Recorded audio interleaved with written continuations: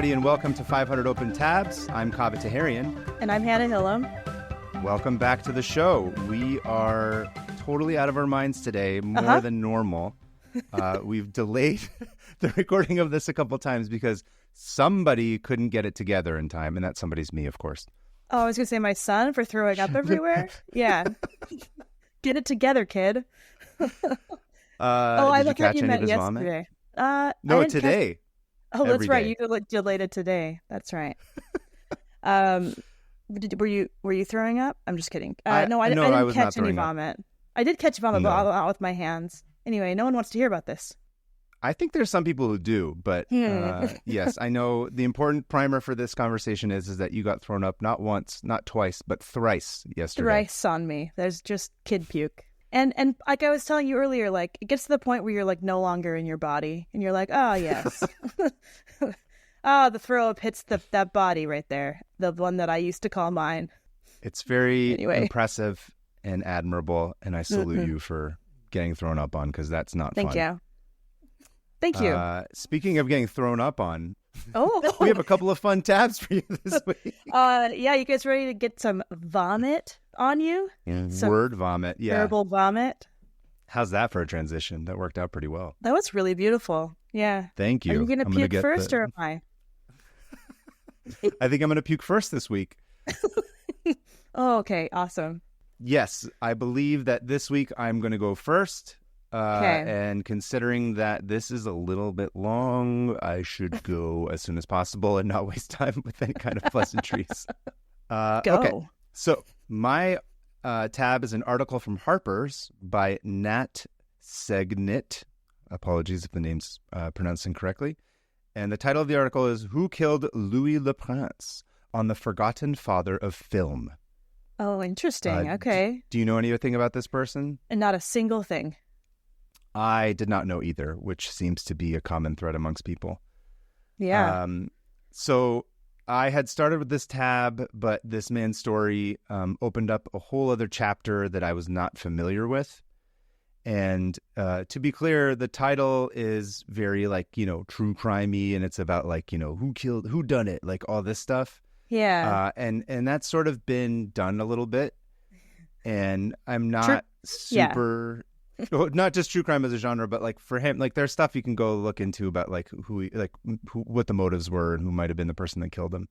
Oh wow, okay. Or if he was even killed, or if he just died. There's all these different theories. I'll cover some of them at the end of it. Okay, I'm excited. But I'm not super interested in how he died, because I think what's more interesting is he seems like a good dude who had a lot of interesting ideas that manifested in ways that affected all of our lives in a really positive and beautiful way. So I wanted to really focus on that and kind of his story about how he came to be this person that made this discovery, rather than being and then his body was discovered and dismembered, which is I'm not into that part of it. See, I am, but that's so basic to be into right now. You know what I mean? So it's I'm really into that, but everyone's into that, so I can't be into that anymore. Well, it just means that exists. That you can. He doesn't get dismembered. Spoiler alert. But you can look into that. I just was I don't really have much to contribute in terms of that. But this is good. This is good because I need to. This is what I love about. What I want to see more of in true crime is hearing about the victims rather than about how they died. So this is awesome. Yeah, and also I'll just say this up front. This is not going to be a two-parter in the way that the Johnstown episode was. This is not a building up for another thing, but the story is it sets the stage for another story, which is kind of interesting to me and insane that I didn't know about.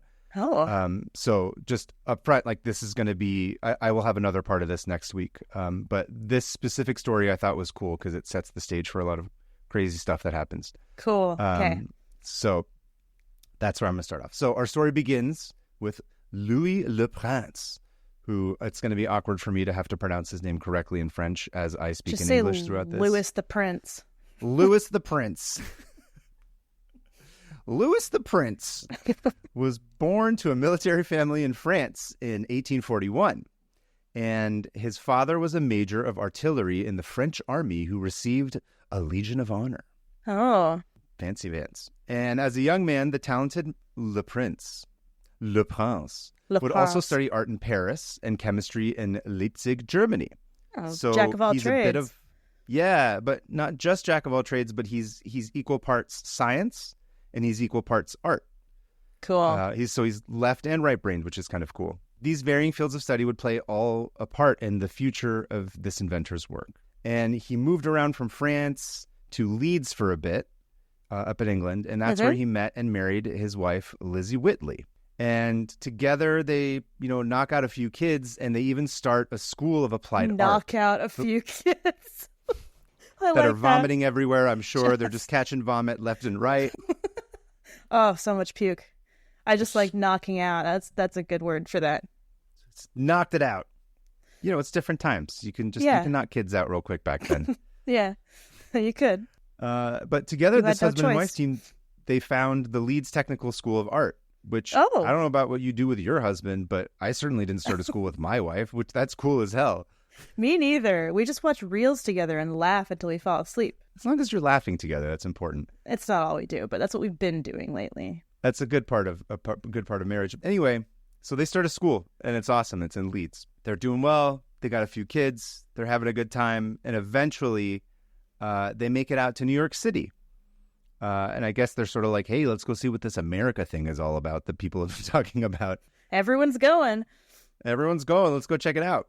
And Le Prince becomes a manager for an artist group that specialized in panoramas that were exhibited throughout the country. Oh, cool. So basically, they're like these landscape murals. And they're these really big paintings, and they feel really immersive when you're standing in front of them.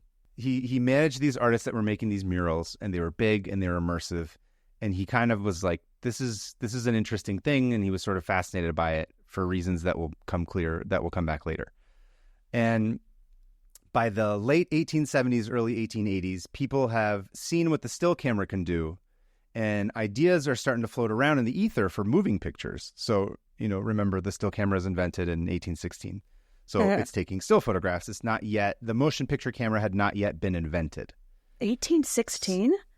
Is when the film camera got invented. Yeah, I think that's when the marker I had of it no is. idea. Crazy. Okay.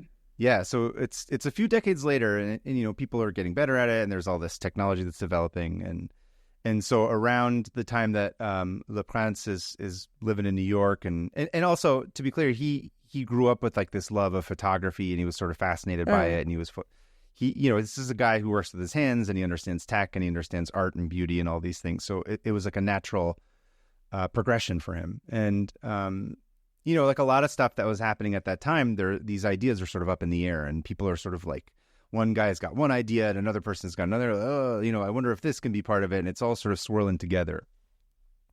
Edward Muybridge had done his whole tripwire horse racing camera thing. Oh, yeah. Which was really cool. Do you know about this? Yes. Yeah. So just a primer for people who don't know, it's like the first. So everyone's trying to figure out how to capture motion at this time. And what Muybridge does is he has these like tripwires set up as this horse is running across a track. And then there's like a succession of cameras. So like as it goes through, it's like, oh, here's one picture, here's one picture, here's one picture, here's one picture. And then he's stringing them all together so you can sort of get a sense of motion. And it ends up being... Yeah, you can like watch it. You can watch like a version of it. You can just go look it up on YouTube, I'm sure. Yeah, there's I forget what the spinny thing is called that you loop into it, and it like sort of recreates it. But there's that. Etienne Jules Marie perfected the revolving gun camera, which took up to 12 pictures a second and is literally as insane as you are probably imagining it in your mind. Yeah, a gun? I'm sending you a picture of it. Okay. I do not understand how this thing came to be, but it literally looks like a Looney Tunes gun. Let's see. That's like a camera gun. That's just a camera gun. It's a shotgun, but like the old Tommy guns that had like the round on the bottom before all the bullets. This is like on top. Instead of like a magazine, it's like film.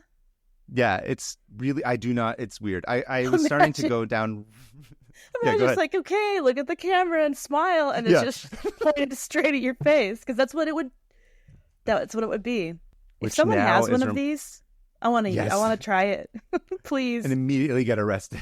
Immediately. immediately. We're in America. No, I wouldn't get arrested in America. Never Actually, mind. that's not true. They'd probably elect you to Congress. They'd Yeah, be they'd be like, like- she just wants to shoot her camera gun.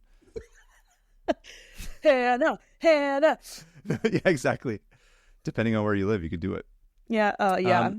That thing is awesome. It's taking a bunch of pictures a second. And George Eastman's paper roll film became available, and this was followed by, in 1885, George Eastman's paper roll film became available and was followed by the commercial development of celluloid film in late 1889. So, you got cameras that are taking pictures faster. There's, paper roll film, which is a crucial part of it. It's not just one picture, it's a whole roll, and then it becomes celluloid, which makes it a little bit more durable. Ideas are building on ideas and are building on ideas. So there's like all this traction. And the stage is set. And our boy, Le Prince, right? He's hype. He's loved all this kind of stuff, like I said, since he was a kid. And he's got this sense that the world is on the precipice of something incredible. The interesting thing here to me is, right, and this is sort of the crux of why this man is interesting to me. Okay. It's not like you invent the camera. It's not like you invent the motion picture camera and then people were like, cool, we've invented a motion picture camera. It's time to invent movies and tell long-form narratives that involve editing and orchestral scores and all this. It's like, that's not even like a glimmer in anyone's eye. They're all trying to solve like a technical problem. These are all technicians. They're all like, well, how do I get this to go faster? How do I get this to be like, they didn't have any idea what cinema would or even could be. But Le Prince, he was different. He saw it. He saw it for what it could be. Because he's an artist too. Because he's an artist and he has the brain of an engineer. Motion pictures, he predicted to his wife, that's what he started calling them, he said, quote, it would abolish the divine right of kings and much needless priestcraft. Oh my, I love that. Right? That's hardcore. He's not messing around. And he's French. To him, it's... And then at that point, the French were like, kill all kings. Smoking a cigarette is just like, this is getting away as the divine rights of king. I don't know what voice I'm Get doing rid here, of all king. That was a pretty good French accent. Yeah. And much needless priestcraft. Your Nixon is better, but that was good too. French Nixon being like, the divine rights of kings and much needless priestcraft. I feel like French Nixon, the idea of a French Nixon would like tear the space-time. Like it would just tear a hole in time. Ça c'est Watergate. I don't know what I'm doing. Embrace it. How do you say Watergate in French? Le gate de l'eau. I don't know gate. I forget what the gate word is. Gate. Anyway, moving on. Yep. He sees this as like a higher calling. It's more than a problem to be solved. This is a door to be opened. Yeah. And he keeps tinkering away because he believes in it. And he comes up with a couple of ideas, one of which is this insane 16 lens camera that I don't even understand how that's supposed to work. But I think it's kind of meant to be here. I'll send you a picture of it as well. We'll have this up on the screen. I just pictured an iPhone with 16 lenses. It sort of just looks like a box that has like chicken pox on it or something. A box with chicken pox? I don't know. That's just where my mind went. It does. It looks like a mousetrap, like a line of mousetraps surrounding a bunch of holes. I think the thinking might have been something similar to Muybridge, but just all in one thing instead of like a trip where so, yeah. Like, oh, let's kind of do this all at once. But it's not quite there. No. He's tinkering away though. He's trying to solve the problem. He's trying to use it, and most importantly, he has an idea of what it's supposed to be used for. And he patents this idea. He patents the 16 lens camera. And at that time, that was a big deal because that's when the so-called patent wars start to become a thing. Because patents are now a thing that enter the public consciousness and people are making money off of it. And they're realizing like, oh, if I file a patent, everybody's going to have to pay me for this thing. So that's in large part what drives a lot of these inventors at the time. Because a lot of stuff hadn't been invented or patented yet. So they're like, great, let's just do this. What if we invent a rock that has a face on it? I don't know. That can throw itself through a window. Perfect. Patented. You know, he's living his life. He's managing these painters. He's trying to come up with this camera thing on the side. And then in 1887, unfortunately, Le Prince's mother passes away. And she leaves her 5-story townhouse in Paris to him and his elder brother, Albert. Dope. Now, Louis, that's his first name, by the way. I think I glossed over this very quickly. But Louis doesn't need a house, but he does need money to keep toiling away at his motion picture camera idea. So he agrees to sell his share to his brother for 60,000 francs, which is now worth roughly $700,000 today. Oh, wow. It's a lot of money. I could buy a condo. I was going to say, in you could San buy Jose. You can buy like a house that just recently caught fire that's a 1-bedroom toilet in San Francisco, and then have that's enough for your down payment, and then you have to pay more. For a mere $10,000 a month, you can pay off for another 50 years. Anyway, so sounds good to me. He kind of comes in to money, not quite yet, but the promise of money. Mm-hmm. And he's also offered something from his father-in-law. And his father-in-law says, hey, if you want to come back to Leeds and use my foundry and resources to like work on your weird camera thing, that's cool with me too. Uh-huh. And he's like, okay, there's some money coming in from here. The father-in-law's over here giving me this place. Let's just do this. So he decides to leave behind Lizzie, his wife, and the children. They would stay in New York, and they would, because they're running this business together. The wife's already doing it. So he decides, I got to go to Europe. I got to go sort of resolve this, spend a little bit of time and a little bit of money to try and figure this out, and then I'll come back. With his father-in-law's backing and the promise of financial security, he goes to Leeds, and it becomes his full-time gig to work on this motion picture camera. This is the dream. This is what we're all... I mean, the dream is not that your mother dies, but the dream is that like somehow you'll come into a bunch of money and be able to focus. Can I say something about Leeds? Of course. Yes, go ahead. So I've done a ton of research into Leeds in the 1880s, actually, because... I assumed you would have. That's where my family's from. The Hillams come from... Shit? Yeah, the Hillams come from Leeds and Bradford. Yeah. So I got really into figuring out why they left, and it was all just because the industry there was popping. It was crazy. Like, if you had a good idea or if you had money, you were set. And if you didn't, you had to move to America. You like my family were weavers.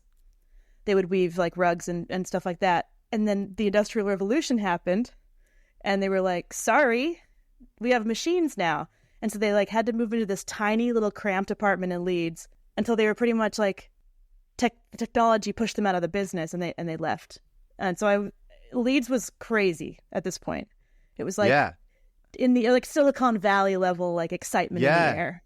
There's a lot of parallels to this kind of stuff in here, like what you're talking about. And actually, I'll address specifically what we just talked about in a second. Oh. So he was obsessed. So you're right. Leprince he's obsessed with this idea of what they call persistence of vision, which is tricking the eye into perceiving successive still images as continuous movement. Right? Remember, he's thinking about it in a very different way than the technicians and the other people who are trying to build cameras are. Right. This made him different from Muybridge, Mary, and others. Not to capture a fleeting moment in order to examine it more closely, but to stitch it together seamlessly. The idea is not to stop time, but to simulate its flow, right? These are tiny sort of swing things that are slightly different, but it makes, a huge difference in actually how you perceive it. And he eventually had a breakthrough when he realized that in order to achieve that effect, the film didn't need to continuously pass through the camera projector. So if you think about 2 toilet paper rolls, right, one's on top, one's on bottom, it would just go like, that's how they were thinking about it, was that the camera needs to just have the film go through it continuously, because they're thinking, well, it's motion, it needs to move, how do we do this, blah, blah, blah. They're thinking like, how do we sort of make it go smoothly? He realizes, and this is kind of an interesting thing to me. This is speculation. There's an author who wrote a whole book about this. This is sort of speculation. There's no proof that this is exactly like the inspiration for it, but he sort of posits this idea that like it might have had to do something with him living in Leeds at the time, like having gone back to it. Mm-hmm. Because Leeds was the center of the textile industry in the late 19th century, specializing in cropping and the dyeing of broadcloth. So that's what we were involved in. Before. Yeah, exactly. Yeah. That's so cool. So literally, this is a little excerpt, and it says, walking through the neighborhood or even along its edges, as Leprince did hundreds of times, he would have heard the clanking and punching of dozens and dozens and dozens of sewing machines, the steady chunka, chunka, chunka, chunka of needles punching through fabric, the machine's mechanisms intermittently moving the cloth forward, stopping it for each stitch, driving it forward for the next. Whoa. I like that I have So a parallel to this. This is really it's cool. crazy. Yeah. Yeah. Whoa, Also, okay. it's the power of, when you're spending a lot of time in that creative space and you're sort of open to ways that solutions can happen that you won't necessarily logically think of. Right, but there's It's just like you literally feel it. he's feeling the chuk chuk chuk chuk Yeah. chuk chuk, right, and it's going like one by one, and then so he sort of is like, huh, I wonder if the film doesn't have to go through continuously in a roll, if it just stops for just long enough, in the same way that like a sewing machine works. Oh, Again, that's a theory. That's not like on cool. the record of him Oh, having said that, but like the I'm idea deciding is, it's true I also feel like in my heart it's true. as an artist. As an artist, I feel like that feels right to me. That feels like that is the kind of thing that you would have a realization about. And just because he didn't go write it in his diary doesn't mean that that's not 100% correct fact that we're determining right now. Look, this show isn't about Facts. actually it should be logic. about facts. But It should be, but it's not. It should be, but it's not. I feel that's what it was, and I like the idea of that. So Yeah. go on. And that becomes, but that's the crux of it. That's what makes his motion picture camera different from everybody else's and work correctly. And he goes and he works on stuff. He has assistants, he's doing stuff. And then on the morning of October 14th, 1888, Louis Le Prince set up a heavy wooden box in his father-in-law's home garden on the outskirts of Leeds. And he started turning the brass crank and he filmed the world's first motion picture, which was the first. This is the first. And it's a 2-second snippet known as Roundhay Garden Scene. I don't know if that's Rondé or Roundhay. I don't know. I've never seen that name before. So Roundhay. I'm assuming it's like one word, but it seems French. So it's probably a Rondé Garden Scene, something like that.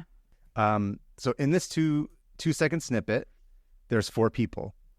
It's his in-laws, Joseph and Sarah Whitley, who are, elderly people, and his 16-year-old son, Adolph, who was visiting from New York, and a family friend, Annie Hartley. And they're sort of milling about the lawn by a bay window. And from a personal perspective, it was kind of interesting. And it was very timely because this is an important fact to remember. His mother-in-law, Sarah Whitley, was to die 10 days later after the footage was shot. Oh. So it's sort of this weird, like, beautiful miracle that he films this first thing, and it's also like the first thing that's ever existed as far as motion pictures are concerned. He manages to film and immortalize his mother-in-law. That's really sweet. Like it is. Like that is why I think I have a little theory that like why we're so attached to photography is because we're terrified of losing people and never seeing them again. Obviously, that's why we like being able to represent things in that way. And so it's like that the very first time someone does it with motion picture, it also like was a personal connection for him, and that makes it really meaningful. I like that. Yeah, me too. I had the same essence. I thought it was so. In essence, it's basically like the first thing that's ever been filmed was a home movie, and it was just this little thing to immortalize a loved one. By the way, I think Roundhay is just in English. My hunch was correct. Roundhay is a neighborhood within Leeds. Oh, it was a neighborhood within Leeds. Okay, it's not French. I got excited to see the film, so I was looking at a picture of it. Oh, I should have shown you. I didn't even think to see. I told you I was frazzled. Did you find it? Did you find the film? Yeah. Whoa. Okay. What Continue. strikes you about it as you're watching it? It's like almost it's what's the word? When something's a casual, you're not posed. It's authentic. Candid. Candid. It looks really candid. Like these people are just kind of like milling around, just doing their thing.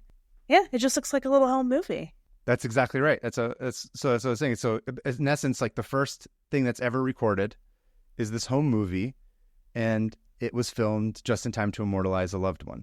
I feel like that's really beautiful. I think that's like a really meaningful contribution to this device and the medium and all that stuff. It's very human. And it's very human. And his motion picture camera was clearly a success. Of course, from here, he had more plans. Le Prince had plans to film fictional movies, to build a screening room he called a people's theater, quote unquote, and to establish motion pictures as a means both to educate and, quote, connect the people of the world. He's way ahead of his time. Remember the panoramic paintings? Yeah.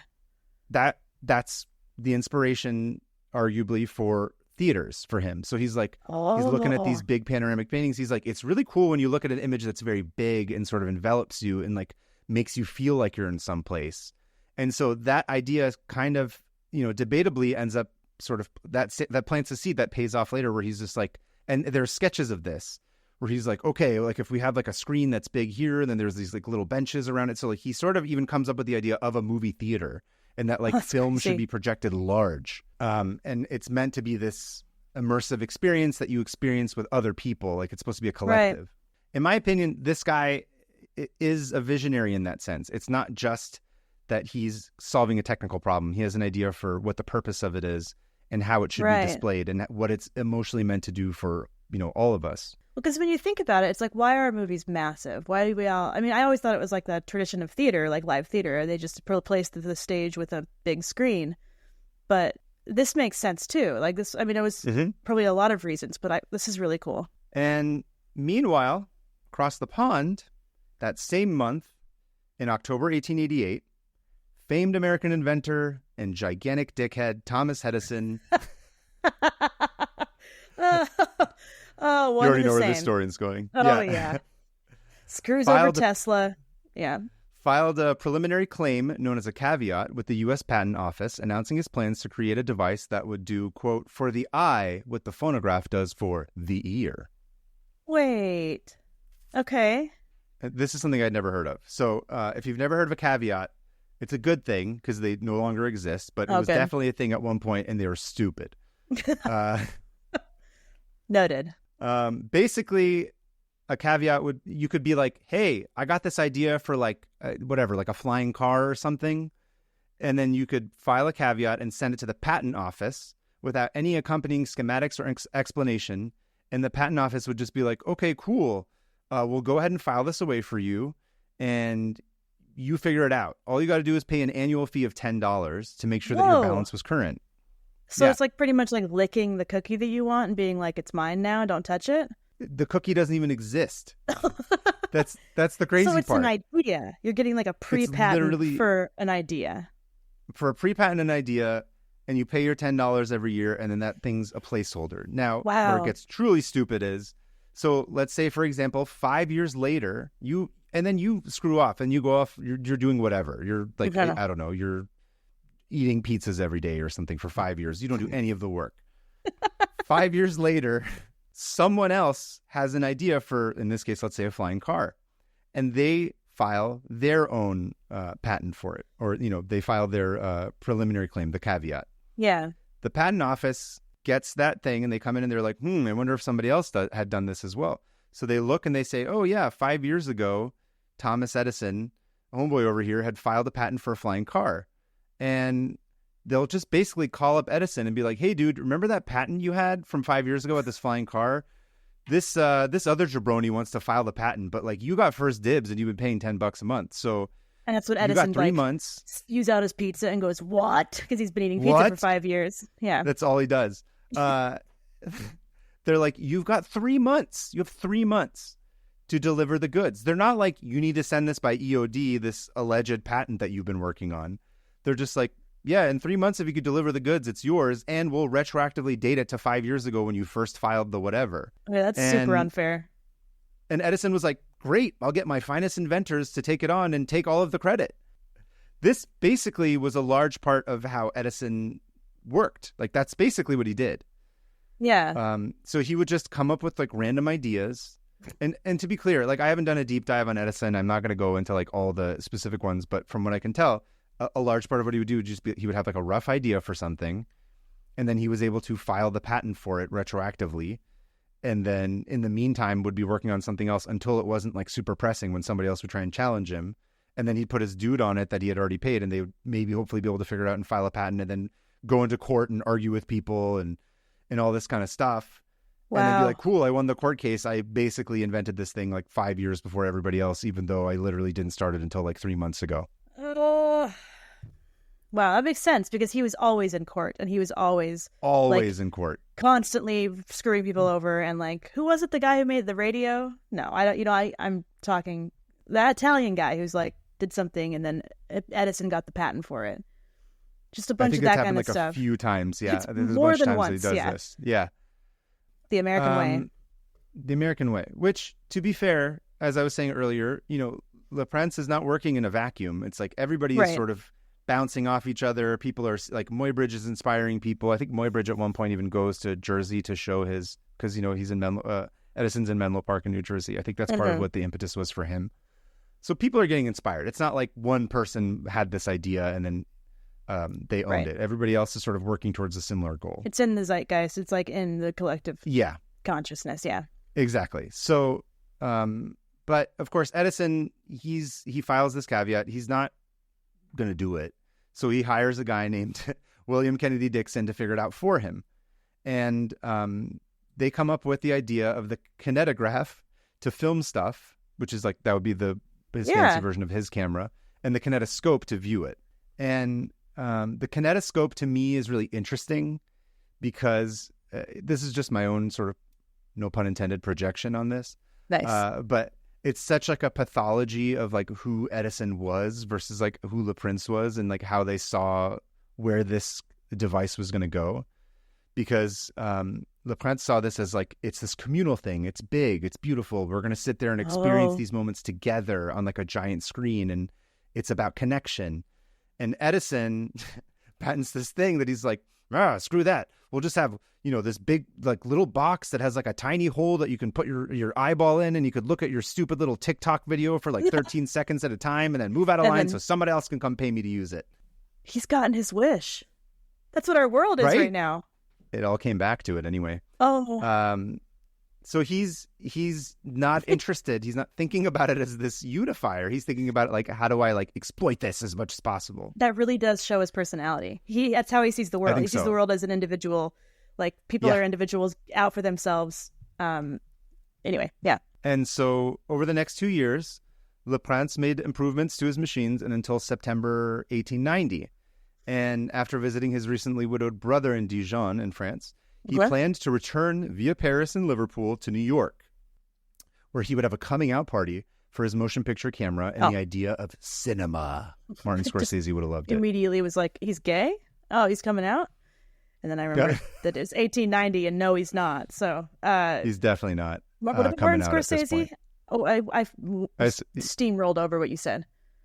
No, he just said, I was just saying that he would have debuted the motion picture camera and the idea for cinema with like a capital C. And Scorsese would have been like, that's cinema. Got it. However, tragically, he would never make it. No. Somewhere en route, he went missing, and so did his chances of being recognized as the pioneer that he was. What? This is when he goes missing? That's when he goes missing. I hate this story. In like October on the 1890, or what? Oh, you're going to tell me. Okay, So this is where the questions arise. Yeah. So in October 1890, a little less than a month after he was last seen alive, a body that vaguely fit Le Prince's description turned up at the Paris morgue. The cause of death was drowning, although the face showed signs of trauma consistent with a beating. But people are not entirely on board with this because there's no mention of his height. Le Prince was 6'3". He was huge. He was very tall. Super tall. Particularly at that time when the average male was 5'6". So there's no way that a 6'3" gigantic dude with a beaten face, they wouldn't just be like, look at this giant ass dude who's 6'3" who drowned. Yeah. They're just like, I don't know. This guy got beat up. Yeah. So they would have that's noted kind his of like, height. They would have absolutely noted it is what the theory is. So I'm going to go over a couple of the theories. But again, remember, this is not meant to be about the conspiracies here. Yeah. To me, this is a man who, by all accounts, was a good dude who had this passion for this thing, and he pursued it with the zeal of being able to give something back. And like that's the important part of this story. But again, just for a little bit of red meat for everybody in terms of true crime stuff, there's a couple of theories. One is his brother may have killed him for the money. He was also bad at money and hadn't bought out the rest of the house. He hadn't given him the $700,000 that he said he was going to give him. Additionally, one of us. Sorry, bad at money. One of me. Right. One of us. I'm saying one of us. Yeah. And he was also the one that was like, yeah, I saw him at the train station when he was about to leave. And he was technically the last person to have seen him before he disappeared.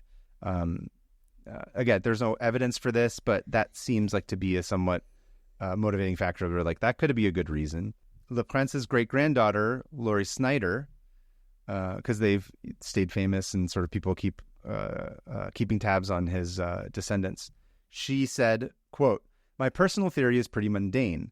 Since Louis took a later train, the Wilsons, who were his friends who were there to meet him in Paris, went ahead and left for England when Louis didn't disembark when they expected him to. According to Lizzie's memoirs, which was his wife, the train Louis took would have arrived in Paris at about 11 p.m. Being so late, he probably hailed a cab to take him to his workshop. I think the driver, taking advantage of the hour and darkness, took him to a remote location near the Seine, hit him over the head, and threw him in the Seine." There were two like articles from this robbery or time that something? suggest, yeah, just a victim of a random crime. Wrong place, wrong time. There were two articles from this time that suggested that thieves were targeting lone travelers and LaPrince was in the wrong place at the wrong time. Oh, That's one theory again. yeah. And of course, there's the big theory that everybody loves. Edison. This is the third and final one. Edison. That's the first thing I thought of when I found out he went missing. It's the first I was one like, everyone it's thought of. Edison. Yeah. So this Interesting. one's interesting, and I kind of like it because I like the idea of Edison being a murderer and being a bad person. He Because probably that's is. satisfying to me. Yeah. But in terms of motive, That's it funny. doesn't make a lot of sense. And here's the other thing to me. It gives him too much credit. And I'll Right. tell you why. There doesn't seem to be much evidence to suggest that he knew the film camera was going to become the revolutionary tool that was going to inspire all of cinema and become like $1 billion business. Right. At best, it was going to show quick little like vaudevillian, snippets TikToks. with no edits or anything. And Edison, he's not like this genius visionary who could like imagine an entire industry. He's just coming from like, how do I come up with these weird little things and slap them together and like get a patent on it and then like Make use money. that to leverage another thing and make money. Like he's sort of like this. He's a hustler in a way, Wow. He's not like this. Steve Jobs is this controversial figure that people still talk about, but I'm like, you can't say that Steve Jobs didn't have an idea of like what Right. personal computers were going to be in the future. Like, love him or hate him, like the guy had an idea of what it should be and was sort of like the first one to. That's not what Edison is. That's not how he is. Yeah. He's not Steve Jobs. He's a squatter buying Walmart.com before Walmart thought to get on the internet and then sold it to them for a huge amount of money. Did that happen? The idea that he had, no, I'm just saying like that's, No. but that's squatters are a thing on the internet, especially yeah, in oh the yeah. early days It's before happened big to me. corporations came on. So I don't, it just doesn't add up to me that he No. would think that and he would be able to think that far ahead and that he would be like, well, I'm going to murder this guy who's competition because I want to invent the camera because I think that motion pictures are going to be the greatest thing. I don't buy that Yeah. he had that kind of vision. I just don't. And But, to like you know, organize that and like, I don't know. It just seems like there would be a lot more involved and something would have come out because he wouldn't have done it himself. Yeah. He would have had conspirators and then they would have like told somebody. And anyway, it's never that fun. clean cut. Yeah. Yeah. Like I said, I think the most damning thing of it is I don't think it gives him too much. I think it gives him too much Yeah. credit. I don't think he was that smart in that way. No, I think you're That right. he'd I be think willing to go to like murder for it. he was like laser focused on exploitation and making money and Yeah. patents and not how can I Yeah. kill this man in France. And also don't forget, he's literally doing that like all over the place. He's got like whatever, however many dozens of other patents that are all like these irons in the fire at the same time. Right. So it's not like the camera was any one thing. He's already got like 50 of these. It's just like, I don't know, it could be this one or that one or that. Right. He wouldn't go out of his way to do that. It doesn't make sense.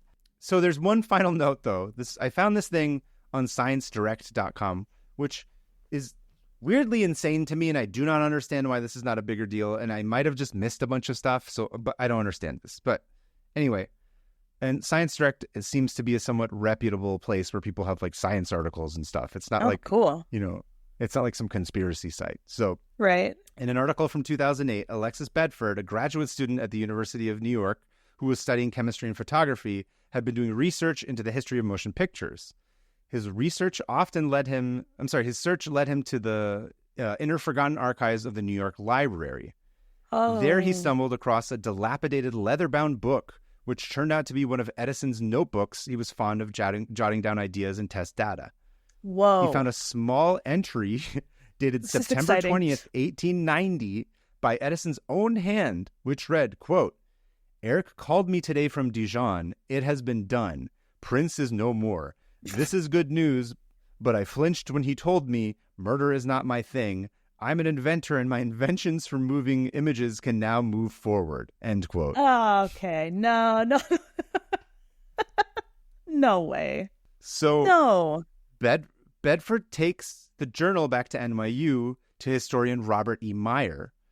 And this Robert Meyer, after weeks of examining the journal to ascertain its authenticity, which included penmanship comparison with known Edison articles and a computed tomography scan, basically like computery nerd stuff, Meyer agreed that the journal was indeed authentic and that the note dated September of 1890 was genuinely Edison's own. Huh? Wait. And the murder is not my thing. It sounds like a real, like a modern day. That's not my thing. It's just not my thing. What? And then, so in this article is like, oh, isn't that interesting? Thanks. That's it. That's the end of the article. What? And like, there's no, and I'm like, what? There's nothing else. Is that you're gonna leave me with that? That's it? That's what I was left with. Now you're infected by it. Oh no, I don't think that can't be true. Oh no, what have you done? I'm gonna go open like 6 tabs. Yeah. Not right now. I have to stop myself. I Not right almost now. did it just now. Yes. Okay, So that is I don't know. There mind-bending. doesn't seem to be like there doesn't seem to be a bunch of stuff that was, came up about it. Admittedly, I didn't go like super far into that because I had to finish for this. yeah. But to be continued on that part of it. But Ooh. that's crazy. Although, of course, that's still not evidence that he did it. That's just a very suspicious journal entry, which seems to be confirmed that was written by him. Coincidence? Because I could see like, okay, let's say that is accurate and that's real, and I'm sure we don't have time to talk about this right now, but I'm going to anyway. If he did have something to do with it, I could easily see it being like, hey, can you like stop him somehow, like.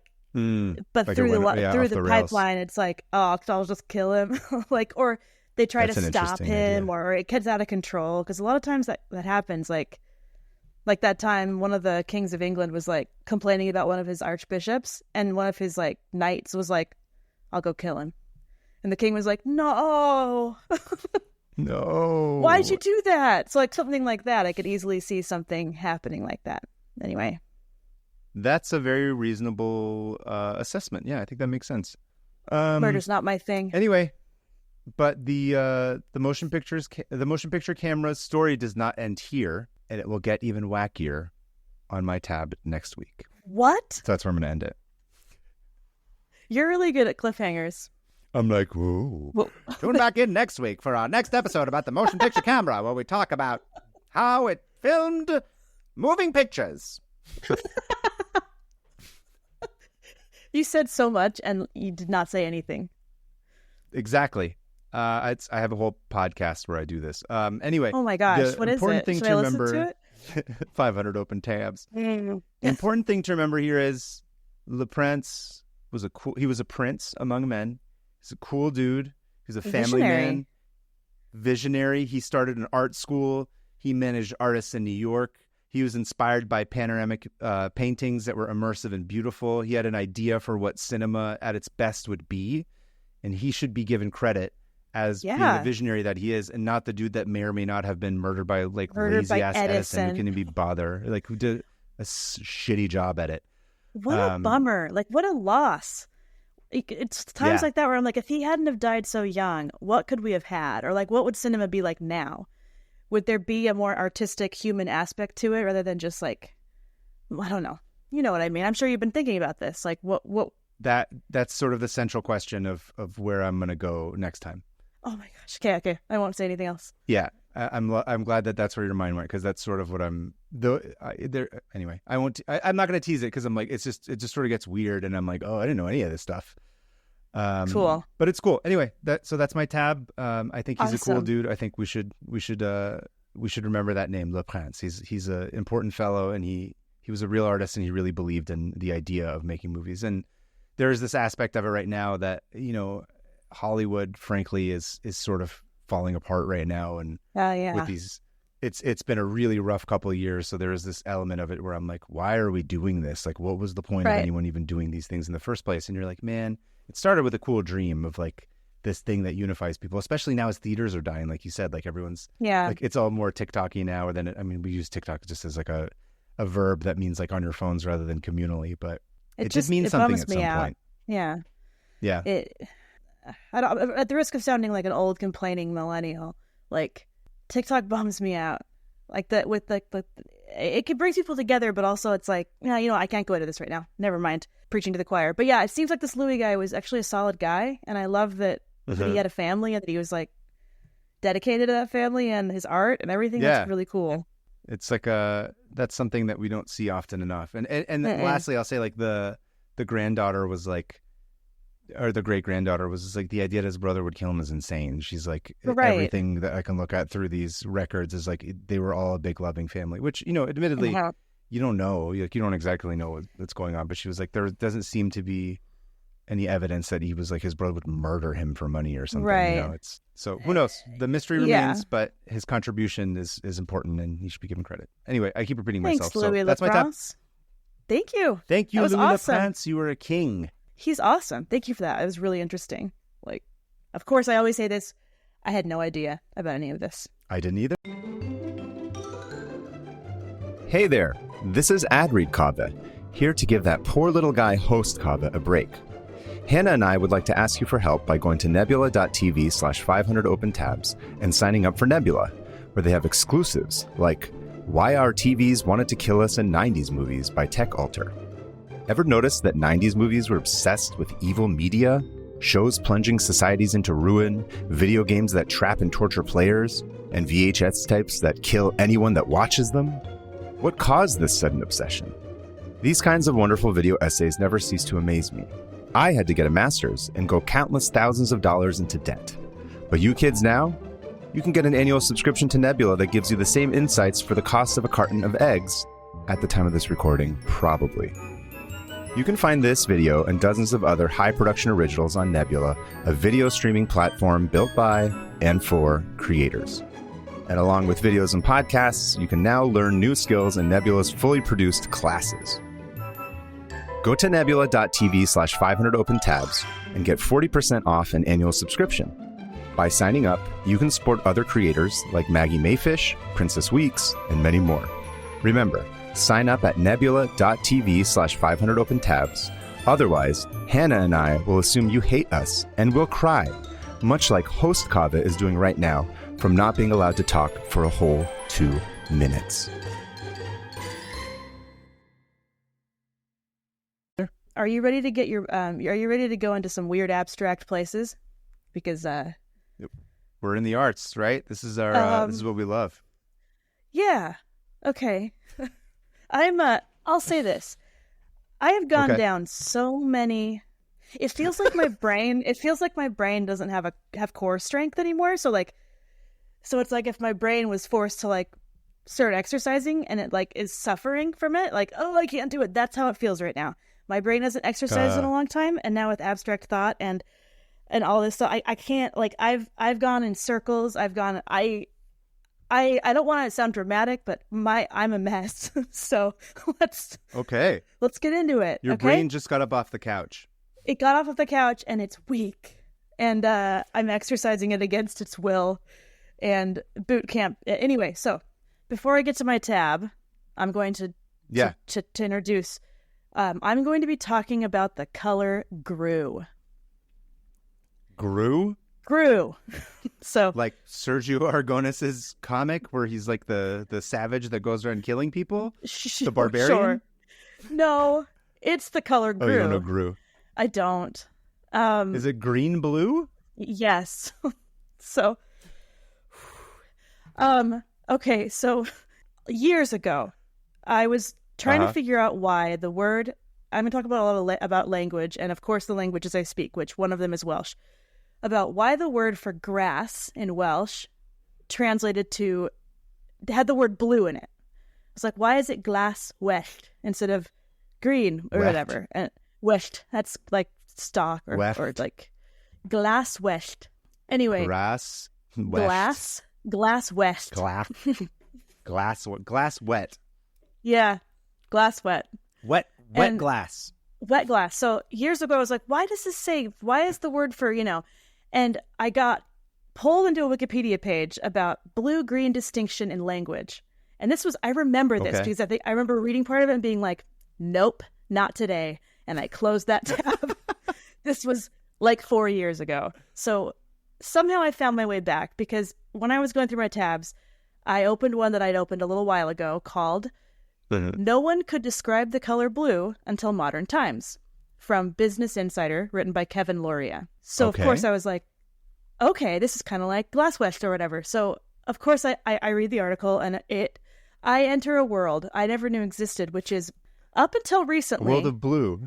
a world of blue's not real. Okay. Just a second. So, Breathe.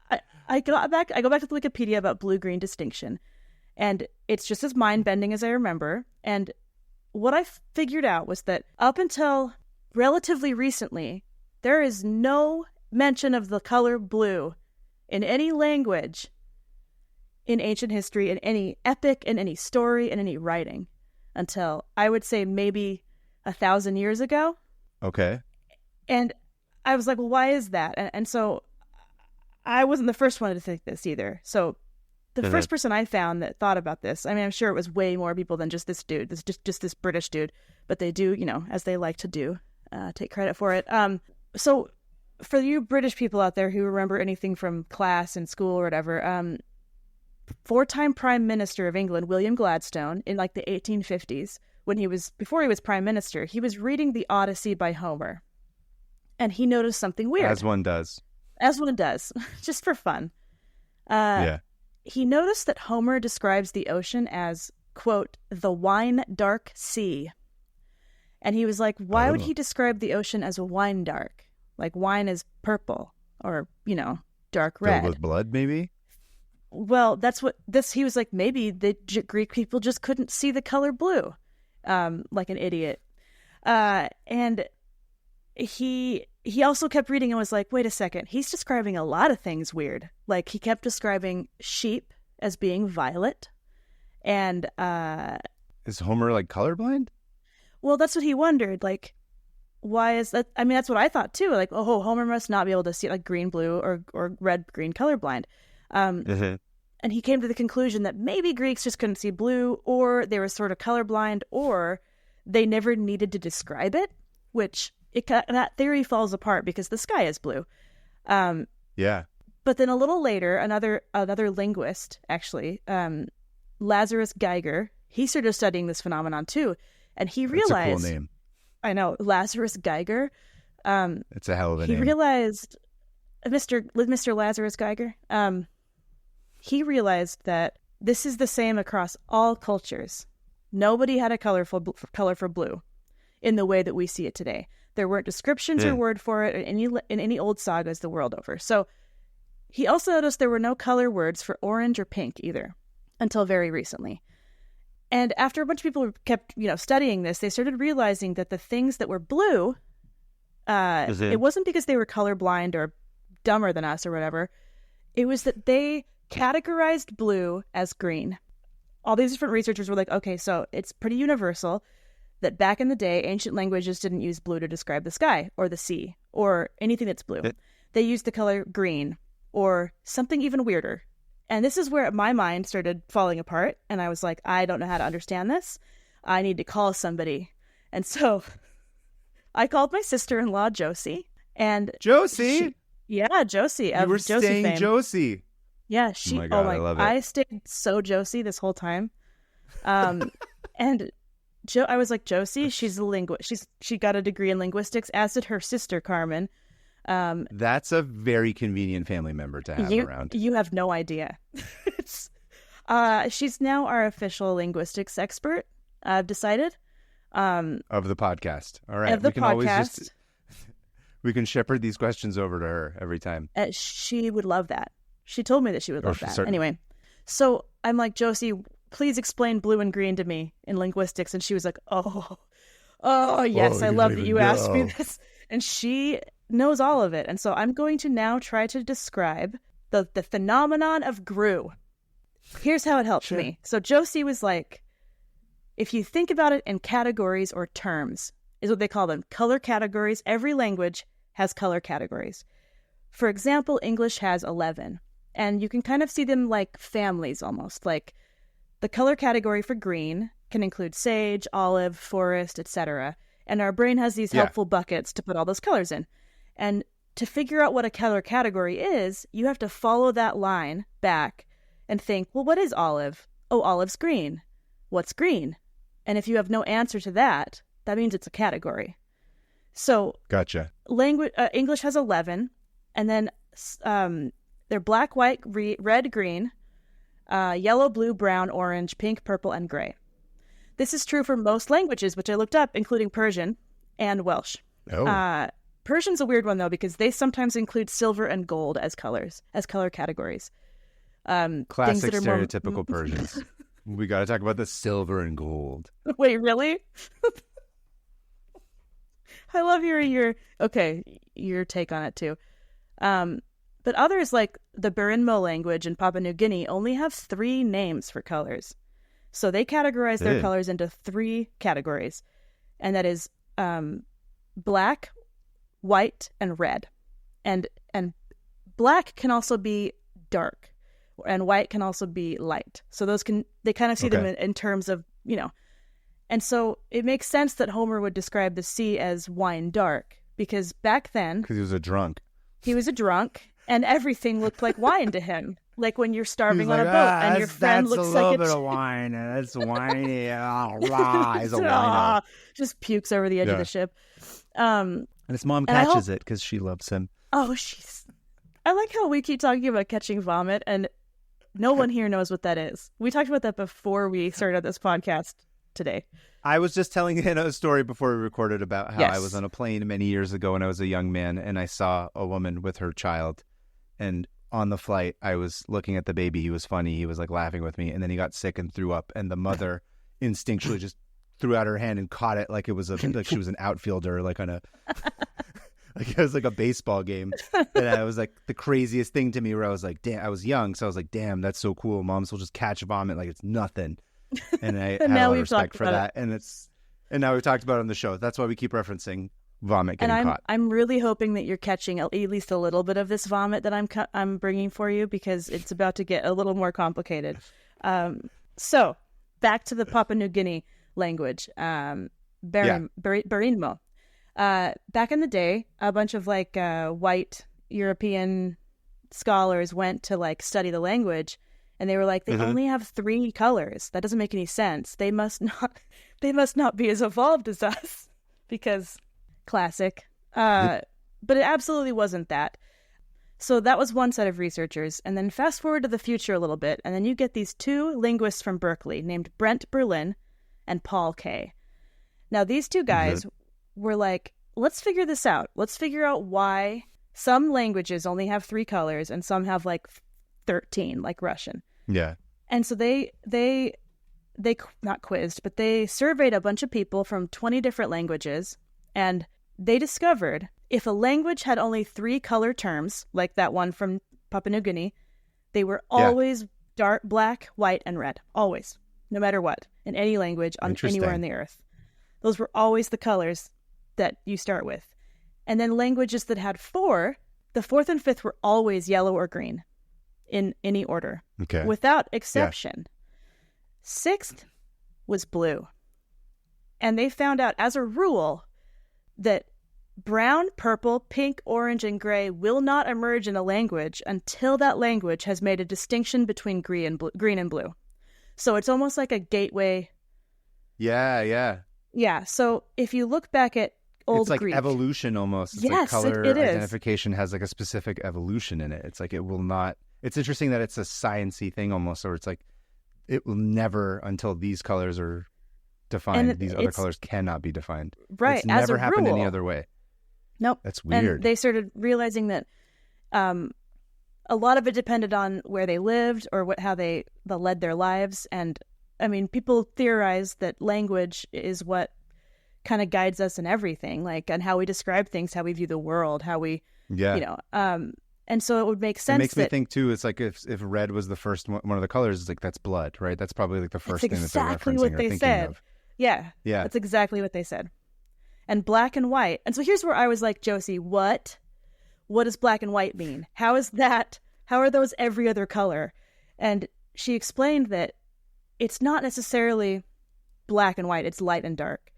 Light and dark. Yeah, I was gonna say day and dark. night. Yeah, dark is blue and purple and green and like greens and things like that. And light is more like yellows and stuff like that. The yellows and some greens. Yeah, they're dealing with like value basically more than they're dealing with like a specific color. Yeah, exactly. And so they see it more as like all they needed was just like an art school student who could have told them all this crap. Idiots. I think this is why it blew my mind so much, is because I couldn't freshman color theory could have told these idiot scientists like that's what all that they're doing, like dipshits. No, but kind of seriously. Listen to artists. We're not totally dumb. useless. We have information sometimes. Do I follow that color information by feeling alone? Yeah. Can I describe it? No. Yeah. But it doesn't mean I don't know it. Yeah. So I was like, so what does it mean? How would you distinguish between the sky and the ocean if they're both the same color of dark? Or sorry, if they're both the same... Oh my gosh, let me start that over. Color of light, yeah. For example, the sky is light and the ocean is dark. And when you describe the ocean, you describe it as ocean dark. If you describe the forest, it's forest dark. So it's like, does that make sense? Like it's like more of a description of the value. The qualifier is, but I'm saying, so to say ocean dark versus forest dark, the qualifier of ocean or forest is the important thing, because that's placing the context for what it is. And it's less about the color and more about the thing, which that's you're like, it's ocean, dummy. You're like, who cares what the abstract color is? I'm telling you about this is the ocean. which makes sense when you kind of like strip away all meaning of everything. This is boxes of crayons. This is like ocean blue versus like forest blue. You know, Crayola understands this inherently. And it took me stripping down everything I understood about like how I saw color into. I spent last night just trying to sort a bunch of colors into these 3 categories to try to figure out what would have been in red, what would have been in all of that. And so some of the languages, this also was really fascinating that Josie was talking about, was that like when it comes to describing color, if a bird has blue feathers, that is not blue. That is bird feather light. Oh, I did get it. I literally say that as like a joke. Okay. You're getting it, yeah. And so as colors emerge... I'm fully on board with this, which might mean that I'm like... Why are you grasping this so easily? In my brain. I don't know, because I'm apparently as unevolved as the people that the scientists thought that they were unevolved. That's kind of interesting, because I was going to bring up Farsi next. Because Josie explained this to me in terms of Welsh, which was really why I understood it. I wonder if some of this has to do with speaking more than one language and just like having to switch back and forth, and then like that becoming another way of communication where you're like, well, I don't know what the word for this is, but I can explain what this reference point is. Yeah. To say that like I can't say like cerulean blue, but it doesn't seem crazy to me that I would, if I'm trying to translate into Farsi or English, where it'd be like, oh, this is the color of the ocean blue, as a way as I could describe it. I think that's part of why I'm like, it doesn't seem crazy to me. That seems perfectly logical. It's just like there's always a reference point to reality, and then from there's like this offshoot of like what this value might be, right? Is that sort of, am I getting it? Yes. Okay. What the heck, dude? Okay. Why does this come? Why? I feel insane. I feel like I've gone insane. Like, because my reference point is that the only true thing is that this is blue, and that's the main thing. So let me ask you this: when did you learn Welsh? When did you learn Welsh? In college. Okay, I think this is totally a theory I'm pulling out of my ass. Yeah, but it's like from birth, I've had to communicate to multiple people who do not know how to speak the other language. Oh, right. So at like Right. different levels of proficiency. So it's like my grandmother did not speak English, and then I would have to try and explain something to her in Farsi that like I could say it in English correctly, but it was harder for me to translate. Even though my Farsi is very good, it's not like it wasn't like to the level that I wanted it to be.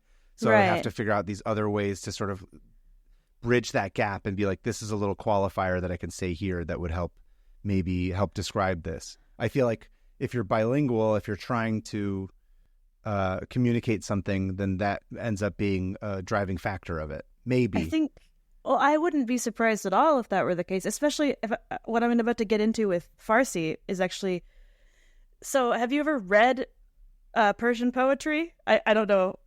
I've heard it. I can't read. I've listened to it. Persian poetry is very abstract in description, which I think most poetry is. So let's talk about blue in Farsi. It was actually added really early to the language because of the discovery of indigo dyes.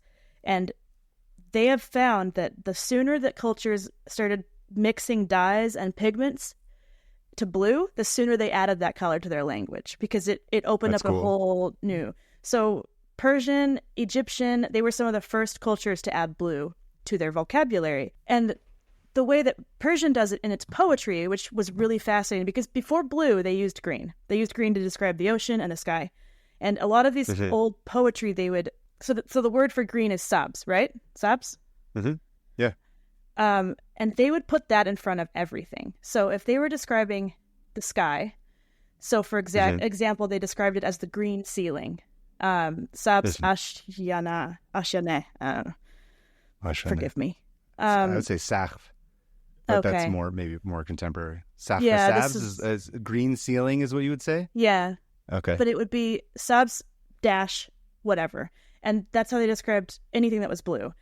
Okay. So the interesting thing about the Persian poetry is that you can watch the evolution through poetry over the years. And as they've added indigo to their language or added other blue colors, you can start seeing how they describe. They would, instead of saying sabs whatever, green whatever, they would start replacing it with different new blue colors that they started not putting these blue colors in the green container because there were so many more colors of blue. They had to have their own category. We're running out of they're like, we're running out of uses for this. Yes. And so the more blue there is, the more, of a need. And it all kind of like hinged on dyes. Sorry, I got ahead of myself. Please No. put me... All I'm thinking of now is like, it's Bob's wife. But we should give her a name. That's not just a qualifier of being Bob's wife. I've seen her more than once now, so maybe I should... more than one time. Frank's wife too. Do they have different names? That's weird. That's actually a great way of seeing it. A sexist but great way. Josie explained it as like a doctor, like you going to a doctor and being like, here are my symptoms. And the doctor's like, we call that lupus. But that doesn't necessarily mean it's lupus. That's what they categorize it as they know it. And as they learn more, then they'll be like, oh, that's actually this. It doesn't mean that it was never that. It just means that now it's called that. If that makes sense. I'm 100% on everything you're saying. I totally get, and I don't know why why intuitively I completely me? understand what you're saying. Why does it bother me that this is so easy for you to get? I think it's it's fine. I'm so glad. But like, if you could have seen me last night.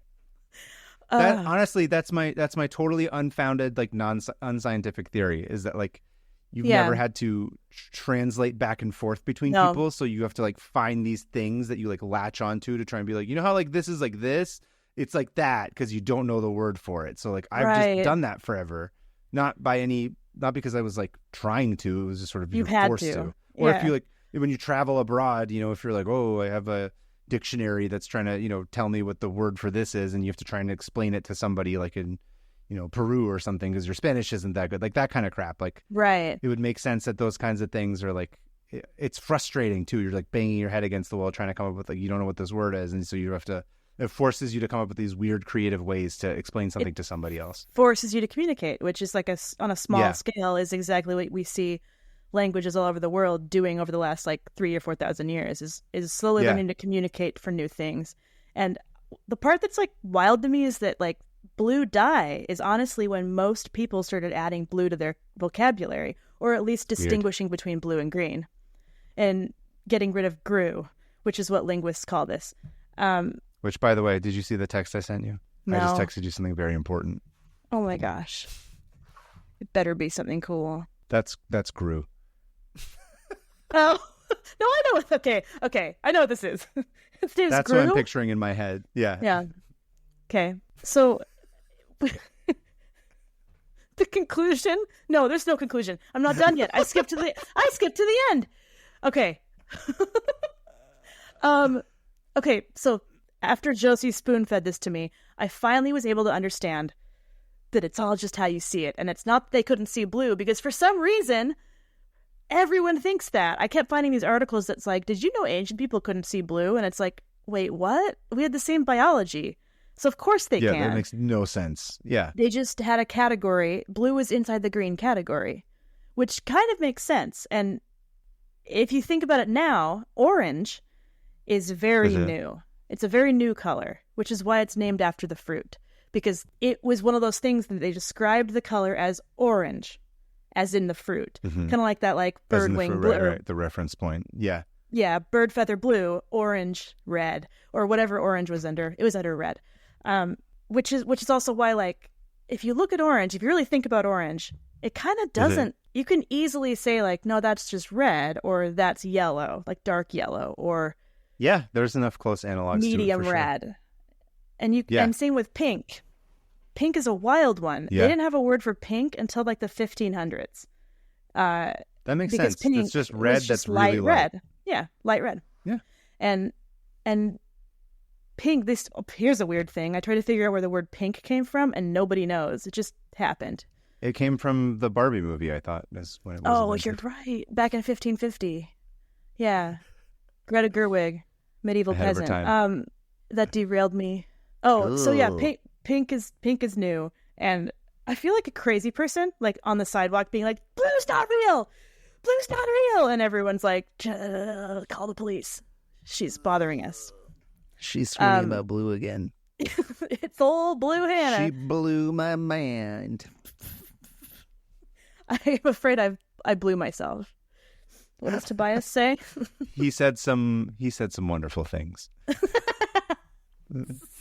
Such a good show. So a fun little thing about Russian. Russian is a language that has 13 color categories. 2 of those being dark blue and light blue. So they early on distinguished, like, dark blue and light blue are different colors in Russian. And I don't know why. Wish I could tell you. Is that the color? Did you say which one had the most? Is it Russian? From what I can see, it's Russian. Okay. And then there's the argument that Persian has more, because some cultures consider matte and metallic and shiny as different colors. So, okay. Which I couldn't wrap my head around, so I gave up. So I'm not going to go into that. Why was it hard for you? It's just like saying it's just a different color. That's all. If it's assigned to like one, but again, don't think about it as like an abstract color. Think about the thing that it's assigned to. Right, so right. Like ruby, right, or whatever. Yeah. Or like think of a stone. If a stone is one specific color that's sparkly, right? You just be like, right. That's the color is ruby. And then if you're like out in nature and then or out somewhere where there's clothes and it's got like sparkly red, you'll be like, oh, it's like that ruby color. It like reminds me of the rock, right? And so that's the qualifier for the sparkly thing. Does that make sense? Yes. Thank you. Literally all you have to do is you have to just assign it to a specific tangible thing. That's it. That's the only secret here. Every color is referenced back to a specific item. Just think about it like that. Right. Okay. No, you're right. Like, which I just feel like you said, like with orange. It's been floating. It's all floating in my head. And a lot of it hasn't been connected to each other. And it's funny because like I've been going crazy over this. Like, why is it so hard for me? And I do think you have a point. Like, I'm monolinguist. I was monolingual for up until I was 18. And yeah, fascinating. So that was a to be clear, it's like I don't I don't think people who speak one language wouldn't know I'm saying that. Like, I think that's probably why I can understand it faster. That you picked up on it Because faster. the people who have these languages that you're talking about that only have like 3 colors, for example, they're not necessarily bilingual, but the idea that like, oh, this language functions completely differently than this language is like being bilingual to me already is like, okay, I intuitively understand that just because of circumstance of how I was raised. Languages aren't just like, oh, I can't understand. They describe things differently. They're structured differently, and they're structured similar to the culture that they are from and the needs of that culture, which it's why you get things you can't translate, like to other languages. Like, you know what I think my problem was is that I was trying to make it deep, trying to figure out why, when really it is just a sign, like the buckets in your head where it's like, this is here, this is here. And for it's really interesting. A long time, blue and green were the same bucket. Cool. I'm not. It just blew my mind, and it's like melting me. So a fun little thing, like I started thinking about stuff in Welsh where the like when I first started reading about glaswellt, which is the word for grass, and it means blue, blue field or something. And I found out that glass in Irish is green. And so they had come from the same root word that, and what glass means in Welsh is it just translates to color of the sea. So again, it's the item that it is the color of, where this is sea blue, and it won out over the other grues. Kill me. So glaswellt still really quick. Welsh is a little different because that's what they assigned to blue. And when the Roman invasion happened, they brought a word for green. And the Welsh chose that word for green. Instead of adding blue to their language, they just took a word they already had and were like, this is blue now, and this new thing is green, which I thought was really interesting. And another fun thing, I realized that like the word for brown sugar in Welsh is siúr coch, which just means red sugar. Because back in the day, coch, we've gone over this. It means something horrible in Farsi. Go. Go. Go with a G, but not koch. Okay. Sugar koch, yeah. And Shikari go, which would be tell me. Shitty sugar in Farsi. Beautiful. Shikari go. Should we name this episode Shitty Sugar?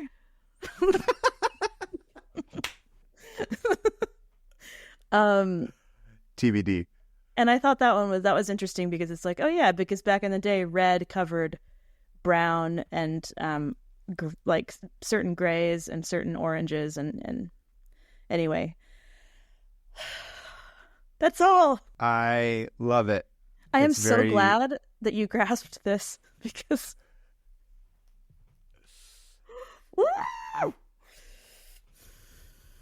Shut. I'm fine. I'm good.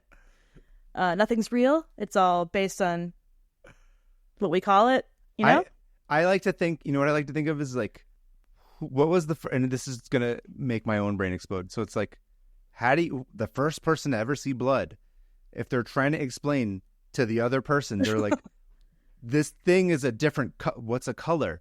How do you explain that this thing looks differently from that? And they're like, I don't know. It's like liquid, like you like water. Yeah, but like not water. It's like Ocean Dark, but it's not. Yeah. This is Ocean Dark, but it's different. But it's no, because like when you discover the first, because you said it's always black, white, which you said is light and dark, and then red. So really, red's the only. It's so technically you could say like red's the real first like color. Yes. Right. And because so it's kind of funny to be like, how do you describe what that is when you don't have a language for any of it? You don't. I don't know. It's like body liquid that means death. I just feel like, but I'm saying that's what's so interesting about red being the first color. I feel like blood is probably always the reference point. Yes. It always goes back to blood. Because that's like the first thing we understand. And same with fire, honestly. And if you think about, like Josie was saying, this one more thing. Josie was saying that the reason red comes first is because it looks different than the other colors. If you look at it next to everything else, it's like, oh, yeah, red. Like that is a very strong, almost as strong as black and white. And that makes sense. And as you said, it's the associations with death and harm. Like red is an emotional color in that way. Mm-hmm. And it's ancient. Inherently. It's ancient. It's been around as long as literally anything living. Yeah. That's my Except tab. for plants, obviously. That's awesome. That was fun stuff. You made it through. Good job. I did. I got in my head about it and I spit it all out. I vomited, and I hope you caught some in your hands, like a real I caught mother. so much in my hands. My hands are just It seems like you covered. caught They're all of all it in your green. hands. Because at this point, my vomit is slipping through my fingers. Like that's how I caught. I caught it, and then I was like, "Ugh, no more puke." As we go to no, it made me think of another thing, which is as we go to close our tabs, should our sound effect just be vomit? Yeah, dude. Just totally unrelated to Yes. either of our tabs. Maybe like Yes. a camera running in the background, like filming someone vomiting. Maybe that's too much, but just That's- and then we close the tabs. I like that. I like just vomit. That's disgusting. Okay, vomit it is. Okay. You want to go ahead and do let's- the countdown? Yeah. Good riddance. Yes. Okay. Oh, I have got to find it, of course. Got to go through this little thing where I find it. In the meantime, I'll just keep making dry heaving noises. Okay, I found As it. we're about to. Okay. Okay, ready? 3, Yep. 2, 1, close it. Take that behind the barn, shoot it in the head, put it out of its misery. Shoot, I wasn't going to talk about death, dude. That was my promise to someone in the Discord. Why would you promise that? Because I feel like I had something to prove, and I don't know, man. But I just talked about it. I don't so think I even made one 9/11 joke this whole time. Man, I'm proud of you. this episode's a huge disappointment. You know who else is a huge disappointment? Is both of us. Both of us, yeah. Well, yeah, that was wild. That was good. Okay, moving sure. on to listener emails. You ready for this? Okay. Yeah. So our first email is from Sarah, who I can only assume is not my wife because it doesn't seem to be Sarah's email address. But Oh. if she started Oh. a separate email address to submit this, Just I'm to going to ask her write about to it later. you? But just to troll never you? in a million years would happen. Yeah. Could not be bothered to write into this show to make fun of me. She's like, I have other stuff to do. Bye. Anyway, dear 500 open tabs, parentheses, Kava and Hannah. The story about people living in airports unlocked a core memory for me. I suddenly vaguely remembered that as a kid, there was a book that was read to us at school about a boy and his dad who lived in an airport. At first, I thought, surely I'm remembering this wrong. So I did a Google search and nope, there is definitely a kid's book about living in the airport. As I continued Whoa. listening to the episode, I assumed it would be brought up, but again, no dice. So I'm sending this link to you for your entertainment. I hope you find it as amusing as I did. Cheers, Sarah. P.S. I love the podcast. Thanks, So, Sarah. Thank you, Sarah. The name of the book is Fly Away Home by Eve Bunting. Wait, I've heard of this book. Have you heard of this? Yeah. I'm going to send haven't you read the... it. I don't remember it, but maybe you can look at the cover. I don't remember Okay. this, so it did not come across my desk or library at any home. It's illustrated see. by Ronald Himmler. Him. Sorry, the image is small. I hope it's not Himmler. Not that Himmler. I think Do you this know was on the. this? I've seen this before. You know those days where I think I saw someone reading this on one of those days where we could all just sit in the classroom and read a book. You remember those days? Yeah, it seems. I mean, the style of it and the cover and like the blue border Very feel 90s. very 90s children's book to me. Book fair. So I looked it up on Goodreads. Somebody just wrote like a quick little summary that just says this book deals with the issue of homelessness. It's told through the eyes of a boy named Andrew. Andrew's being raised by his father, and they live together in an airport. Trying Whoa. to remain unnoticed, Andrew tells the reader about his daily life and how it's both similar and different than that of a child with a home. He leaves us with hope that someday he, like the trapped bird in the window, can flee his current living situation and return home. Sounds pretty heavy. Oh, that does sound heavy. I'd read it. It seems like it's got a lot of reviews and people liked it or people remembered it. I'd never read it. I'd never seen it. The illustrations look cool though. Yeah. So I feel like, was it we ever will- a movie? I feel like it was a movie. Yeah, it was called The Terminal. Oh, which no, it was you a brought up movie. in that episode. Oh, it was. It's the terminal. Yeah. No, it was a movie. I think that's. Who's Well, in wasn't it? Fly Away Home the Elijah Wood movie? That's I why make I that know up? it. That's why I know it, dude. Hold on. Give me a second. I've opened a new memory. No, not Elijah Wood. Anna Paquin with Oh. the ducks. Yeah, it's the duck What the hell movie. am I'm thinking of Radio Flyer. Sorry, I'm Radio just Flyer's all the my Ali Shalod one. Alzheimer's is coming back at once. Yes, Coming back at once. not ducks. Like I guess it's- geese. Is it geese? Yeah, geese. it's geese. Canada Gooses. geese. I think Silly I was gooses. thinking of the movie. It is the same title. You're not wrong. Yeah. Anyway, By the way, it is Ronald Interesting. Himmler. I don't know if he's related to that Himmler. Himmler. I assume not. oh, it is Himmler? It's Himler, Ronald. Oh, that's different It's Himmler. it's an unfortunate last name to have. But Yeah. anyway, go check out Fly Away Home. See if you guys remember it. Thank you to Sarah for the email. Yeah. Okay, so mine is a little bit long, but who cares? Okay, email number 2 is from Rebecca, and she does not say where they're from. Hello, Kaveh and Hannah. This paper has been on my to-read list for years, and this pod reminded me to finally read it. Hey. All right. And she linked a PDF to this like academic paper. And it says, this paper was published in the Journal of Applied Animal Behavior Sciences in 2016 and is from the Norwegian University of Life Science. Smart people stuff. So this is all about horses. I thought this was fun because we just talked about Oh my God, Nicola. yeah, and also the horse, the movie horse thing you talked about. So there's a couple horses in here. I can't put words together, you know. I'm a husk of me. I'm no brain no, you know. Meet at later bar sometime day or night. What does he say? Is Meet it at Charlie? later bar sometime day or night sometime or something. Yeah. Okay. I got very sidetracked.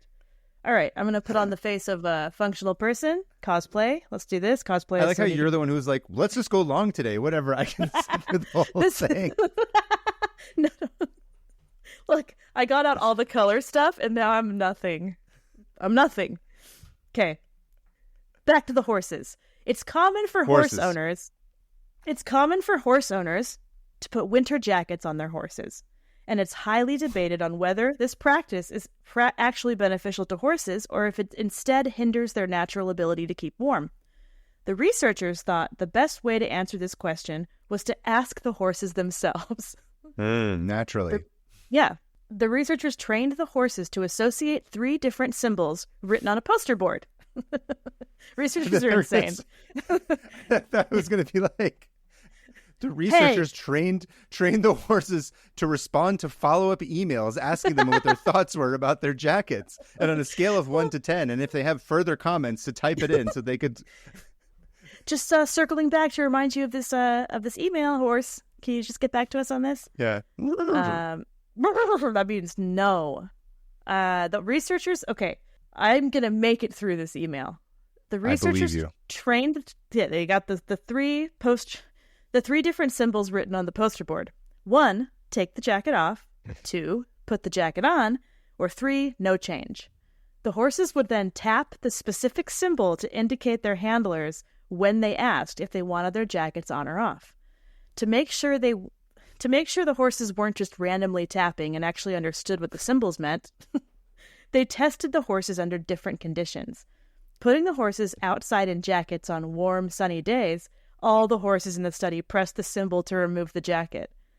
Conversely, on the test day where it was cold, 15 degrees, this is all Fahrenheit, by the way, and windy, the horses all asked to put their jackets back on, or the no change symbol if they were already wearing the jacket.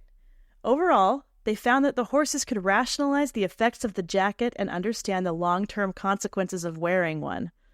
The horses' answers also fell on a spectrum, some asking for their jackets on, while others asked to keep it off in the same weather. Reflecting the horses' cold tolerance varies by individual, same as humans. All I'm thinking is, the horse that didn't want it on is like, I would not be caught dead in that jacket. That is hideous. What kind of horse jackets do they make? Are they like down jackets? Are they like pea coats? Or like what? I think this is like a huge factor that they're not taking into consideration of their experiment. Yeah. Very cool to have a published study showing how smart horses are, as long as you take the time to listen. Best, Rebecca. P.S. My other favorite horse study is that they can recognize their faces in mirrors and understand when a photo of them has been photoshopped. but that's for another day. Like when they're photoshopped? Horses are going to be trained to like distinguish between like deep fakes and real videos from now on. Barack Obama did not call for a second January 6th. No, boomer on Facebook. It's misinformation. This photo has been edited. Well, and then I should have said this at the beginning, but the email was titled "Horses Can Understand the Weather," or something along those lines. I like it better not knowing what the email was titled. Then cut that part. As you were telling me the story, where I'm just like, what? What are we talking about? They can see themselves in the mirror and they recognize, and they like jackets, which the natural extrapolation is that horses have thoughts about jackets. And they can see how they look when they're wearing a jacket. We need to figure out what jackets are horses' favorite style of jackets, or the most stylish. Combine the studies where they're looking in the mirror and that's saying, what we need to figure it out. That's not the jacket I want. Also, I want to know if they're okay with us riding them. I've always wondered that. Riding? No, I think horses are pretty good about like they will tell you if they don't want you to ride them. True. They'll like kill you. They'll buck you off and stomp on you. Yeah. I think horses are pretty bro. They're cool that way. Bro. I remember when I was little, we used to go hiking up the canyon by my house, and people would take their horses up there. And I remember trying to go up to a horse and pet its tail, and my dad was like, "No!" And like saved my life, because if you touch them when they're in the back of them, they'll kick and like kick you in the face. Oh yeah, that's dangerous. Anyway, horse jackets totally going to be a thing. We're going to design them. We're going to start a line. We're going to have horse jacket fashion shows where they're going to come down the runway. Yeah. We're going to have a bunch of we're going to have some of the jackets be blue and some of them be green, and see if they consider them the same color. Exactly. And they're going to be like, this is manure green and this is like regular green. And this is sky green. And this is sky green. We're going to call them Jokic jackets. I don't know, something around. We're workshopping that a little bit. But something with the J, I think that could work. Yeah. Jokits, like jackets and Jokic combined. Yes. Yes. Just got really excited. Jokits. Horse jacket. Anyway. Anyway. I'm barely here. And just in the nick of time, everybody, thank you for your emails. Please send us emails. We want more emails. Please, we can never, ever get enough. We need more. If you've already done it, just do it again. We don't care. We're just avoiding like Nico doing and our Riverside. own tabs. Yeah, Nico, shout out. Always writing some good ones. You can send an email to 500opentabs@gmail.com. That's 500opentabs@gmail.com. Let us know. You can also follow us. Sorry, I jumped on you. That's okay. That's the next part. But you can also follow us, yes. But just to finish the thought, 500opentabs@gmail.com. Submit your tabs. Let us know what you learned or what was funny about it. Tell us where you're from, because that's what we like to hear. And we also, want to don't dox forget to include you. the link. I didn't mean to say that. We do not want to dox you. I don't want to dox anybody. It came out of my mouth like vomit. It's about that time. Why don't you vomit out our social media posts and all that while you're at it? 500 open tabs on Instagram. The number. Same with Twitter, X, and YouTube. YouTube is important. We post videos that's where you can see all the shorts and the fun everything. And then full video episodes on YouTube. If you guys have been listening to this podcast and you didn't know, you can see our beautiful faces on YouTube. And where can they follow you? I'm at Covetarian on Twitter, which I barely go on, and at PermaFriends on Instagram. Of course, you should also tell us where to find you. Oh, yeah. At Hannah Hillam on most things. Mostly Instagram. On most things. Yeah. Go like my posts. And lastly, go like her posts. Please laugh. Please laugh. What did Jeb Bush say? Please clap. Please clap.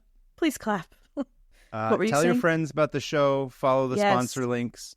That's the stuff that helps us out more than ever now. If this episode reminded you of anybody, any linguists, any film people, send it to them. Any Josies. Yeah, please share this podcast. Yeah. Yeah, we're at that we're at that stage right now where we're trying to grow as much as we can, and it's going to be up to you guys, the listeners, to help spread the word. Because when we're like, hey, listen to our podcast, it's not as cool as when your friend tells you. I think actually most of the podcasts that I have ever gotten into have been because a friend recommended them to me. Word of mouth, yeah. Yeah. So if you feel so inclined, I should say, if you don't want to recommend it, then don't ruin your friendship credits by recommending them a podcast that sucks.